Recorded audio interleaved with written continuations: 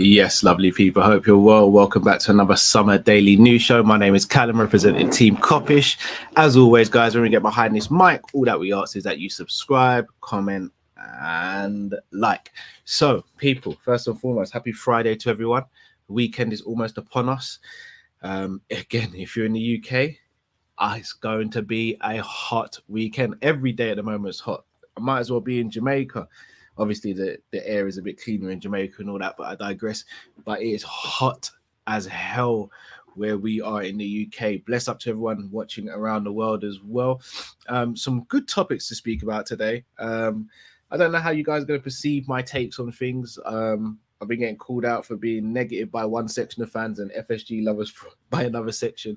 So it'll be interesting to see where you guys sit on this one. So without further ado, we've got to start with the Brazilian sensation, Antony. The Ajax winger has been linked with a move to Liverpool Football Club. Apparently, Ajax wants around 80 million euros. However, rumours have it that a deal between 65 and 55 million pounds would be accepted. Now, this has been met with a few different reactions. The first of which is we need a centre midfielder before we need to look at any other position. The second has been, why would we spend so-and-so amount on a player who's going to be a backup to Salah? And the third thing a lot of people have been saying is, why would he come to Liverpool when he could go to Man United and be an automatic starter? So I'm going to deal with the first one. In my opinion, and this is just my humble opinion, although centre midfield is important, I do think right wing, as I've said previously, is more important of a position for us to secure. And the reason I say that is because even though we may not all be happy with the quality and the different combinations we could do in midfield, the simple fact is we have got a lot of centre midfielders. And I'll roll them off for you. Thiago, Fabinho, Henderson, Naby, Ox, Jones, Elliot, Morton, Milner, Carvalho. It's 10 there. Now, again, I'm not sitting there saying more than 2 of them are world class, because I only think 2 out of the 10 are world class. But we have got 10 players who can play in that position, and you can do any sort of combination you want. Now, if I switch over to right wing, Salah. That's it. No one else. So in my opinion, even though I do think we need a centre midfielder, I think we need a right winger more. And I think that's where this man comes in. I do think he would be excellent as a signing for Liverpool. Again, not my first choice. I'd like someone who can play on both flanks, but I'd like the person to be a left footer. Pedro Neto, Moussa Diaby. But look, Antony, if he's going to come in, like, I don't think anyone should be complaining. I think everyone should be over the moon. Now, the second point was, why would we spend so-and-so or a certain amount on a backup for Salah? I do think we have to get out of this mindset of having backup players. Unless you're a goalkeeper, I don't think you should be seen or viewed as a backup player. We are playing a squad game now. Man City didn't win the league with just 11 players. Real Madrid didn't win the Champions League, with just 11 players. It is a squad game. If we're just doing 11 players for the whole season, then I'm pretty confident if everyone stays fit at Liverpool Football Club, I think we win the league. However, we've been slipping out of winning the league and the Champions League because of our squad depth. Hence why someone like an Antony, for me, would not come in and be a Salah backup. It would be an alternative. And I think we have to, as a big club, as Liverpool Football Club, we cannot be sitting there saying we're a big club, but still be talking about players being backups. If Man City were linked with João Felix, no one would be saying, oh, he's not going to go there. He's not going to sit there and be a backup to so-and-so and so-and-so. They'd be like, wow, they're getting João Felix to add to their squad. Why is it the same with us? And I forget about the whole transfer fees and salaries and all that. I'm just talking about the principle of getting a top-class player to come in and compete with another top-class player. It should make sense. Iron sharpens iron, right?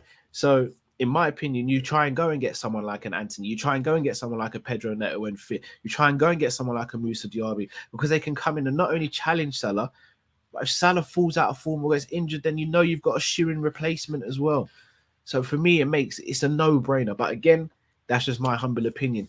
And third, why would he come to Liverpool when he could go to Manchester United, play under Ten Hag, and be a guaranteed starter? This one I can't even rebuttal. For me, as the player, it would make sense to go to Man United from a standpoint of regular game time, European football, a manager that you know and love. But at the same time, we're Liverpool. And if you were to ask me right now, who's got a better chance of winning trophies straight away? Is it Liverpool or is it Manchester United? It's Liverpool. Can you play under the best manager possible? It's Liverpool. Or you could argue Man City, but in this case, it's Liverpool. Better stadium. I know Man United got a bigger stadium, but I think our stadium is better. Liverpool. Champions League football, if we talk about European football, it's Liverpool. So yeah, Man United can offer him certain things that we can't, but I think we can offer him better and more things. So I don't think this deal should be just looked at and ignored. Do I think it's going to happen? Honestly, I don't. But I do think it would represent smart business, in my opinion. It really would. I'm going to have a little sip of water, people, because it is hot in there, as you can see from the perspiration on the forehead. Nothing like a little bit of H2O. Cold H2O. Right, let's move on to another suspected target. A player that I'm very fond of, that I've made no secrets about being very fond of, and that is Matheus Nunes of Sporting. Again, been linked with Liverpool again today. This is going to lead into another topic we're going to speak about. But as the player himself, Matheus Nunes is brilliant. He's a fantastic ball carrier.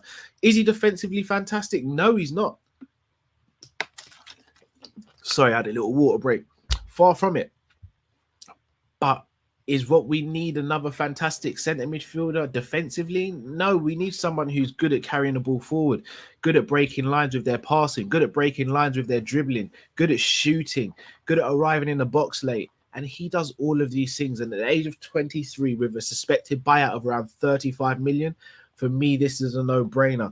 However, I do think it depends on if a player were to leave. Now, the rumblings are that Ox is being linked to Fulham, and it's not being spoken about in this video because there aren't any concrete links. But those are the rumblings behind the scenes. If Ox were to move on, then there's a possibility that we could go and get someone in the market this summer. But again, I challenge you and I ask you, serious question here, guys, and I'm not trying to be a Debbie Downer. Who's to say that if Ox moves on, that it won't just be Morton who's promoted, or Klopp won't still turn around and say, right, we have 9 other midfielders? Because I counted them out at the beginning, guys. I counted 10 at the beginning. Who's for him to turn around and say, all right, we've lost Ox, but we've still got 9 players in that position? I can't argue with him in terms of the quantity. Quality, I can. We can have an argument all day, but I can't argue in terms of the quantity. So for me, even if Ox were to leave, for example, for me, there's no guarantee that Nunes comes in, although I think it would be a fantastic piece of business at £35 million for a 23-year-old. Champions League experience, international football experience. Someone get me a piece of paper and a pen so I can get signed up to this. Please, let's make it happen if we can. On to another player who is a Liverpool player, and that is Naby Keita. So apparently, according to James Pearce, Liverpool are having talks with Naby Keita regarding a brand new contract. Now, I don't know how I feel about this. Do I think he had a good season? Yes. But when I compare it to other top class midfielders, did he have a good season? He had an okay season. I do think with Naby Keita, it's very Marmite and unbalanced in terms of both sides of the opinion. So one side, people say he's not good enough. He's only given us one good season out of how many he's been here, which is fair enough. On the other side, people say the one season he's been fully fit, he produced a good showing, which is also true. But at the same time, there's got to be balance there. We've only seen one good season out of him because of the injuries and because of the inconsistencies. But he also was given more of a chance this season, so showed a bit more. For me personally, though, if I'm looking at a player who's got 1 year left on his contract, I'm not looking to renew his deal because I don't think I've seen enough from him. Therefore, I would personally cash in on him and get someone else. But again, the problem is the same thing I've been saying all along regarding Ox. If Ox leaves, if Keita leaves, if it's just one of them leaving, Do we even go and replace them? Does Klopp not turn around and say, well, we've got Jones, I want to progress Jones, I want to progress Elliot? It's really difficult to see what we're going to do. And also, another thing, let's say, for example, we went and got Antony, for example. The talk of Elliot playing as a backup to Salah would then become null and void. So Elliot would then just become a centre midfielder as opposed to a centre midfielder / right winger, which for me would kind of automatically give us a bit more depth in midfield. So again, something for you guys to think about. Again, I'd like us to get Antony and Nunes, for example, or Nunes and another winger. But if I'm going to say one of the two, I'm probably going to go with Antony. And I know I'm going to get ridiculed and stripped naked for that one and told to walk through the city while you guys shout shame. But that's just my personal opinion. And finally, speaking of Jurgen Klopp, Elliot and midfielders, Klopp has once again doubled down and come out and says, we are not signing a midfielder. I repeat, he has said we are not signing a midfielder and has gone on to say Elliot will be like a new signing. I'm going to take a bit of water before I get into this one.